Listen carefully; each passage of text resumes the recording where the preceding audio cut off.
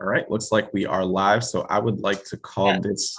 Can give me 1 second. Hold on. Oh, okay.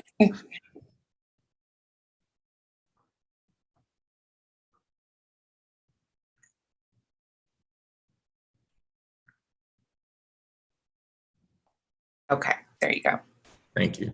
All right, so we're live. I'd like to call this meeting to order pursuant to Missouri Revised State Statute 82487. Ms. Ali, can you take the roll, please? Commissioner Williams, Present. Commissioner Green, Tanya Kenner, proxy for Comptroller Darlene Green. thank you. Commissioner Freeman, Present. Commissioner Tyus, Present. Chairman Lane, Present. All right, so we'll move on to the approval to the minutes. So I'll entertain a motion to approve the May 12th, 2022 meeting minutes. Motion to approve. Second. It's been properly moved and seconded. Ms. Ali, can you take the roll, please? Commissioner Williams, Aye. Proxy Kenner, Aye. Commissioner Freeman, Aye. Commissioner Tyus, Present. Chairman Lane. Aye. Okay, so the motion carries. Next item is the approval of our fiscal year 23 budget. So we are going to make a slight pivot. I will tee it up and then pass it over to Michelle to make additional comments and give additional color and clarity to it. So one of the things that we put in probably about 8 months ago was revenue replacement in line with the guidelines for the American Recovery Plan Act dollars. So one of that is not reflected in our budget. And one of the things that we want to make sure that we do is to include that because we did deplete a lot of our reserves to be able to make it through the pandemic. And then, of course, we had some of our reserves that were transferred over to a different coffer at the city. So we want to make sure that that's reflected. I know everyone has the current budget information in front of them. And there were questions. So what we will do today, unless this commission feels otherwise, is wait until we're going to work back and see how we incorporate those revenue replacement dollars into this budget for this body to approve. But what we will do while we have the current budget in front of us, because it won't affect the other numbers that are in there, I want to make sure that we make space for commissioners to ask any questions they have about the current budget that's in front of them. But I will not ask you to vote on the budget as it currently sits so that we can incorporate those changes and give you an opportunity to review it. So I'll pass it over to Michelle to add a little bit more color and clarity if you have anything, Michelle, and then I will open it up to the commissioners for questions or comments. Hi, Treasurer, thank you. And I think you laid it out perfectly as you did. And just basically at this point would like to entertain any questions that you might have had on the budget presentation that was given in the last meeting. And then come back from there.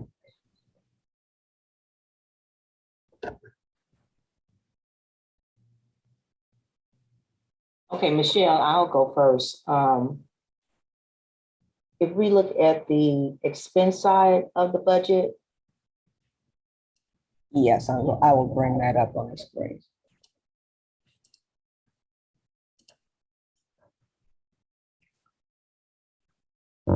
Okay. Okay, so we have actuals through March. Do you have any actuals through April yet? I do have pretty much, they're final for the most part. There are some reconciliations that are still going on, so I would rather not talk to them at this point if possible. Sure. So on computer, 5,200, parking supplies, 5,250. 5,520 for facility grounds, and I think it was 5,790 for outsourcing and projects. if there are no major expenses in the month of April, can you tell me why such a variance in the budget or the budget requests for those 4 accounts? Okay, for account 520000, the computer account under supplies. That one has to do with, as we discussed before, on the SHI scale, additional updates for recovery of the network. Those are purchase orders or requisitions that we have in place right now, waiting to get some of that equipment in that we have not spent and have not created an actual expense on at this point. I mean, we have the purchase order and the money that has been encumbered. But these will be recovery network purchases as well as the services associated with them that will be coming in at the end of this fiscal year and continuing on. There's, I guess, a step up from going from where we were to now for this fiscal year, and then additional needs anticipated for next year, based on some of the dark trace, which is the cybersecurity type features that we plan to implement into our IT network. So how much would be the encumbrances for 5200 for the computer supplies? Let me look here, because we're going up to 43,000 for as a projected fiscal 22, having spent 3,600 at this point. So there is a encumbrance in there of roughly 35,000. Okay. And the next one is the parking supplies. And that's 520,500. Yeah, 52. Computer supplies. Yep. Office computer supplies, that, let me get to that just a second here.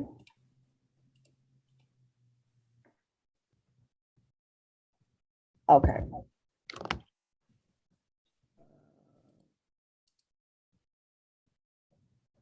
Hold on 1 second, please.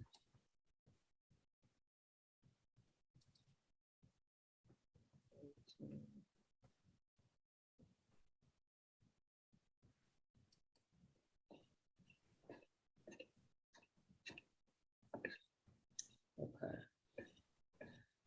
So that is dealing with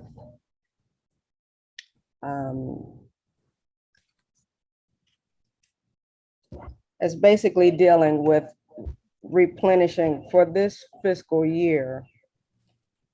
You're going from 62 to 8,100 because we have been very conscious about trying not to spend for certain items within the different facilities, trying to make sure that what we have scheduled to spend is definitely, of course, needed. So we have asked the garages to really take a real close look at what they need for this fiscal year, asking them to hold back on spending as much as possible as we try to make sure that we're ramping ourselves up, but not, of course, to any detriment or failure of the facility functioning. So we've given them the opportunity to look at their supplies and get that up to a level that they feel comfortable with to go forward. As far as going into the next fiscal year, there are some items here scheduled for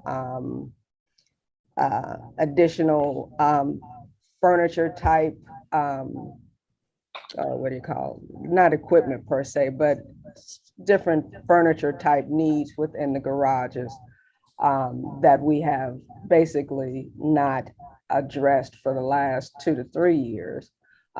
Chairs, for example, filing type cabinets and things of that nature, that we are going to schedule ourselves to be able to update and put back into the garages after not having really looked into those facilities for the last couple of years due to COVID. Sure. So the other account is the 5250 parking supplies. Mhm. And I think what you just said, so the projected fiscal 2022, this would be an amount that includes your encumbrances to date? Projected, yes. Okay, Well, what we anticipate, yes, it would be now because we have cut it off, yes. okay. So this would be all of the encumbrances and actuals as of March 2022. Yes. Okay.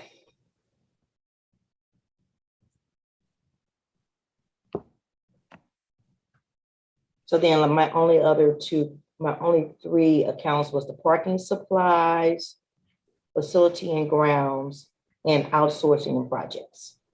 So facility and grounds are driven specifically off of the lease obligations. Our tenants have different tenant improvement options built into the leases that can occur at specific times if opted to exercise. So we always budget with those items being in there. They may choose not to, like over the last couple of years, some of our tenants have chosen not to exercise those options, which is why you see the, I guess, a lower amount so far through March, but there are projects that are going on that will finish before the end of this fiscal year. For next year, again, that is based on the leases. Okay, and 5250 parking supplies. 5250. It was back up in supplies. Oh, the parking supplies. Okay. 5250. Okay. So that one, give me 2 seconds here.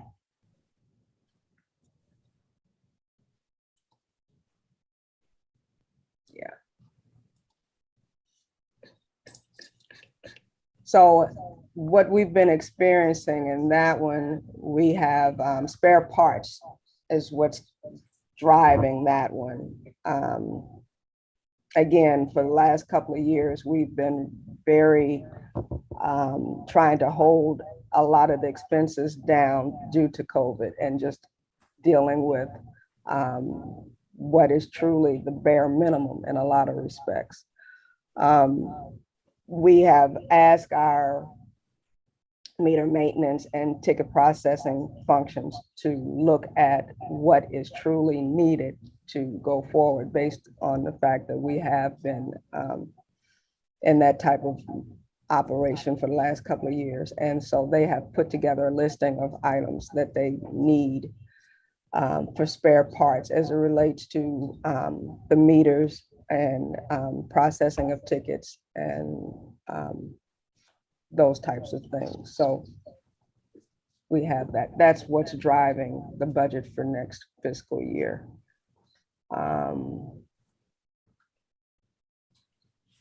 In terms of between March and the end of this fiscal year,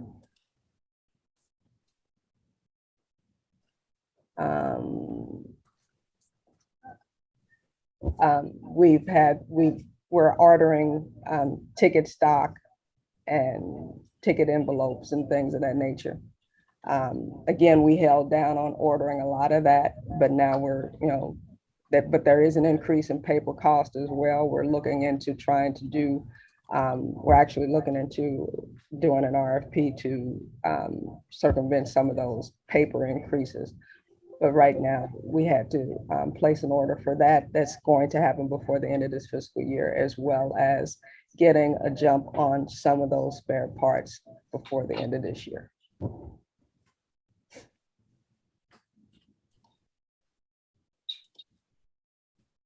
Okay. And what was your other account? I'm The sorry. other item is outsourcing and projects.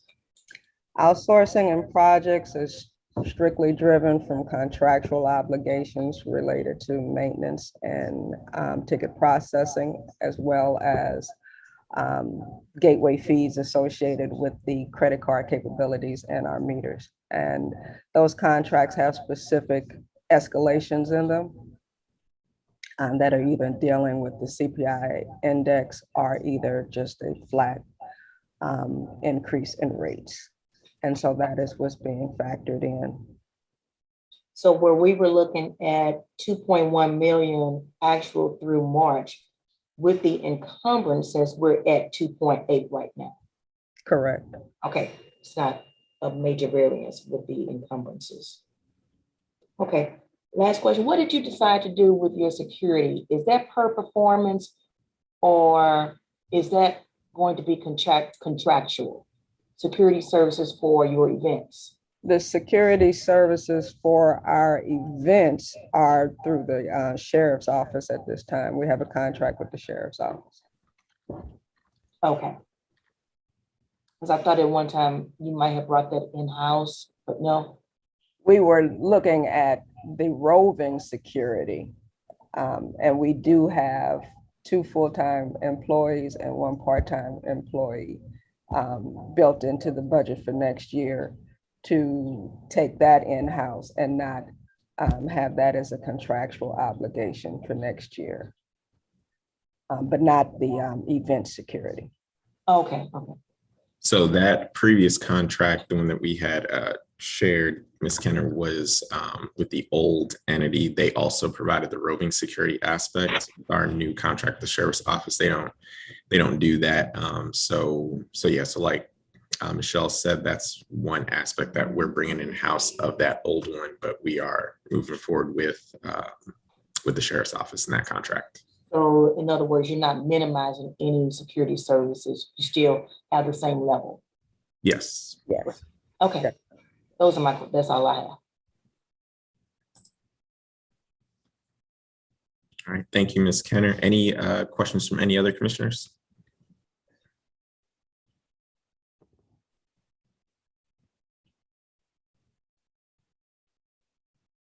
Alderwoman Tyus. I haven't fully gone over the budget. Former Alderman Williamson sent it over, and I did send you an email saying I was going to sponsor the budget, but I do want to take some time early next week to sit down with Ms. Smart maybe and go over some questions I have Sure. after I go through it. Okay. Yep, that'll be great, and especially since we want to add in those revenue replacements, so it works out perfectly.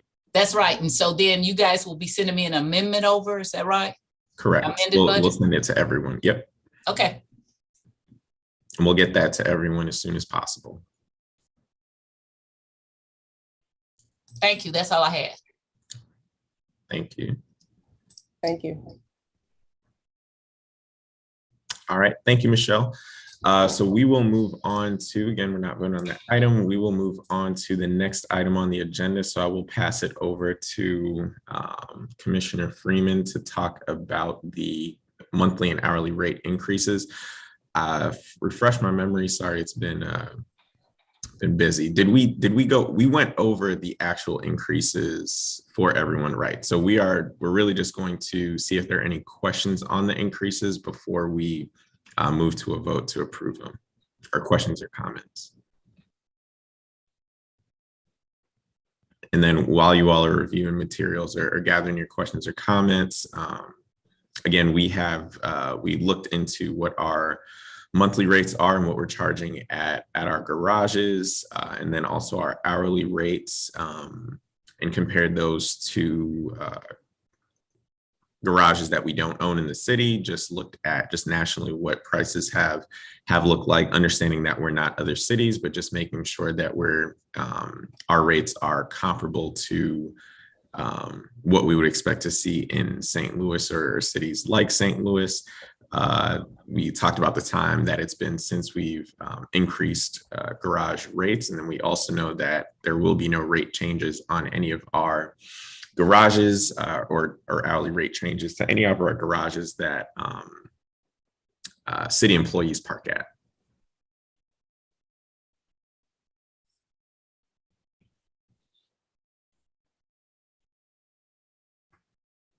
Or park at exclusively. So like City Hall lot.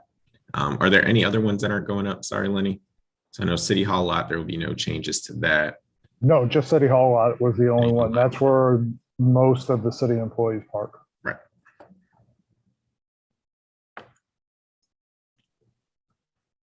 Alderman Tice. You're on mute. Right. Last session, and I didn't pass it out, but she's going to bring it back. Alderwoman Carol Howard brought something about, the people who work downtown being able to park at a free or reduced rate. And so I suggested that we take it to the benefits committee so that you would still get your pay. It just would be part of a benefit package, because I think that's what happens out at the airport. So I just wanted to know, would that affect, if we did it that way, would that still leave your revenue at the same rate? If we're going to have it as a benefit where the city would be paying it instead of trying to have you give a reduced rate or something like that? Yes, great question. So it would, again, if we're doing, well, it depends on the volume. So if we're doing a reduced rate and then there are more people opting into parking, then that would probably balance out, and we'd look at those numbers. But again, as a city benefit, if we're looking at some reduced rate, and I can't speak for the entire parking commission, but I know from my standpoint, I'll be absolutely okay with that, even if it does reduce some revenue, but we are able to provide that benefit to our city employees. We're going to have to do something about our benefits, because just across the board for a lot of people working for the city, if we're going to increase employees, this is something I've been watching happen for the last 20-something years, at least. The last two mayors were much more privatization people. So they purposefully let the number of employees go down in a number of departments, because they wanted to privatize water, they wanted to privatize trash, they wanted to privatize the airport. So that was their thing. So the best way you get people to do privatization is that you let the number of staffs go down, you do not deliver the service, and then people start looking for a different way to do service. In BPS, I was here when we originally passed taxes for ward capital. We used to have 5 people that serviced the alderman. We got 2 now. That's the kind of thing they've done over a number of years, and people don't know that. So they're like, what happened? It was done purposefully. So for me, I used to be the chair of public employees. I'm the vice chair now, but I work with the benefits people. And that is one of the things that I am pushing, is that not only do we have to do increased benefits, like things like parking downtown, but maybe pay more for dental insurance, or let a spouse, we pay more money, so that, because it costs a lot of money when you're with your kids and your spouse. So we are going to have to change our benefits package. I think that's a lot of times a better way to get people working for you than just making a little money. If they don't have to go in their pockets and go into debt so much. So, okay, I just want to make sure you were okay with that, because that is the route that I am going to push, is that the city make it a benefit. If you work downtown, and if we already are giving the benefit to the airport, then we ought to be doing, airport employees, we ought to be doing the same thing for employees that work downtown in the city, because it can be expensive, especially if you're on the lower realm of what you make. Okay, maybe it's better if you make a lot of money, but none of the members of the Board of Aldermen could afford to park on the lot if we didn't have a space with that $38,000 we make, if it were not for the fact that we had a space. Okay. No, I completely agree. So yes, just alert me, and I know that anyone who's not an alderman are not allowed to be on the floor, but would be happy to testify, to speak on behalf of parking. But yeah, I think there are a lot of, and this is what I was telling the alderwoman from the 12th ward, I believe, is that there are a lot of unknowns in that. And, we have people who do park in Justice. We have city employees who park. We have 4 of them. 14th. Carol, Alderwoman Howard. 14th, right, sorry. 12th Zona from the 14th ward, that, if we do offer reduce parking, or it will be free for the employees at City Hall lot. We'll have to take into account how that affects the other garages, so the municipal garage and whatnot. But again, more than happy to work with everyone involved to make it possible. Abrams, I park at 1520. Okay, all right. Yep, so there's 1520. There's, yeah, it's a lot. There's our own Justice Garage. So just being able to meet those demands too. Yeah, that's what I was gonna ask. Do the bulk of the employees, are they in multiple parking lots? So if we're just looking at the one at City Hall, would that be an impact on the revenue for multiple lots that employees are parking on? Where if we just looking at the calculation for the revenue at City Hall, it may be an impact on other lots as well. So I think it's a great benefit, but if it, I think we should also look at, and that may change the budget up some, but I think that we have enough events in these areas that will cover whatever that benefit is that we're giving to employees, but I'm not sure. I think that's something that maybe we can see once this bill passes. Yeah, we have, and I've been playing with the sliding scales on all of this, but we have, if we are just considering one lot or multiple lots, that's going to be, or garages, that's going to be something that goes into question. There are places where we just won't be able to do it, like the Keel garage, just because of the already guaranteed space that we have there, and then the consistency of the blues events and other events at the Enterprise Center.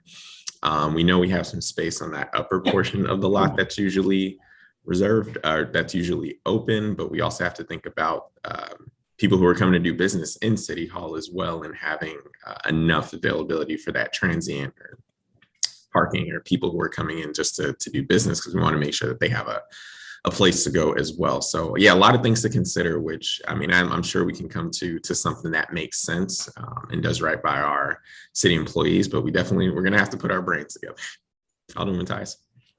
So I wanted to say, I was not thinking that we would put everybody on the City Hall lot. I think it would be spread out, because some people work at a different part of downtown, and so they're already parking at another lot. Mine was that it was a benefit, so that my idea was give the benefit, and then wherever they were parking, then that would have that benefit to park there. It would just be their benefit. It wasn't just put everybody on the City Hall parking lot, because that would also, to me, crowd when you're having people that need to come down to City Hall and do business. So that was not my idea. Okay. Yeah, no, I gotcha. Yeah, and that's why. But in knowing that, so I don't know what the restrictions are in the municipal lot, what kind of spaces you all have available over there. So it's just just finding the right size, but definitely doable. All right. Any other questions on so that was just the presentation of that. Any questions on the garage monthly or hourly rate increases? And if there are none, I will entertain a motion to approve the rate increases. Motion to approve. I'll do a second. It's been properly moved and seconded. Ms. Ali, can you take the roll, please? Commissioner Williams,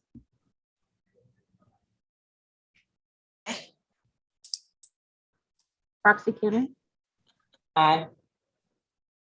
Commissioner Freeman, Aye. Commissioner Tyus, Aye. Chairman Lane. Aye. Motion carries. All right, the last thing on our agenda is the approval of the fund transfers. So Michelle had spoken to this in our last meeting. Anything that you would like to add about that, Michelle? Nothing that I needed to add. Just wanted to make sure that the accounts that are on here coincide with the budget that and the projections that were presented. And so if you're following along in that respect, with the exception of the capital budget, that is a separate budget, but it still falls in line. These are the amounts that will need to be transferred in order to make sure we can get all our bills paid for this fiscal year. So these are the approvals only for fiscal year 22, Michelle? Yes, this is fiscal year 22. Okay. Can you bring that up on the screen? Oh, sure.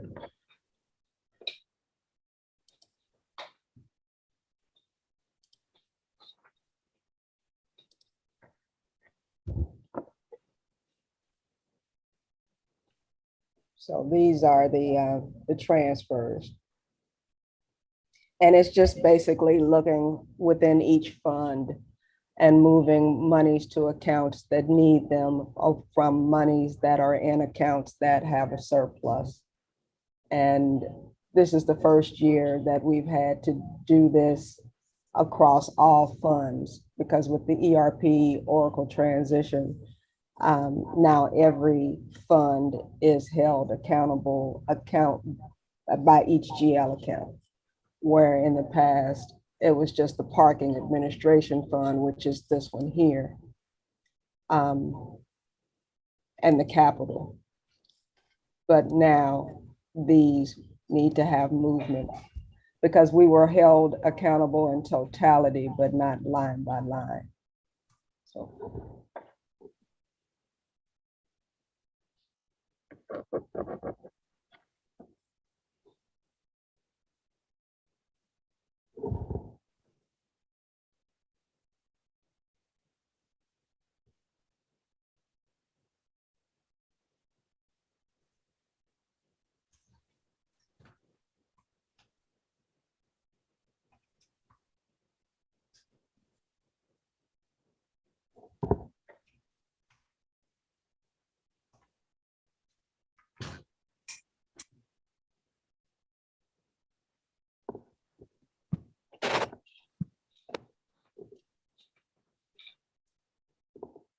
Any other questions?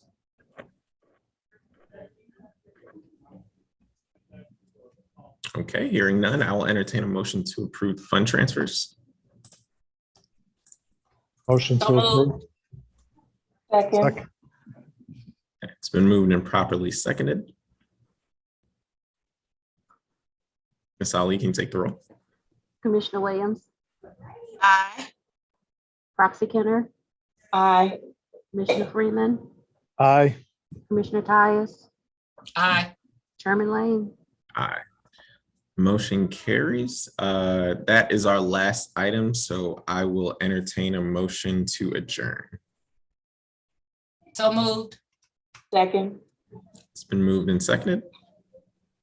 Any calls for previous roll? Previous roll. Any objection to previous roll? All right, hearing none. The motion carries and we are adjourned. Thank you, everyone. Thank have a you. great weekend Thank you. holiday. You too. Yeah, have a great holiday. Bye.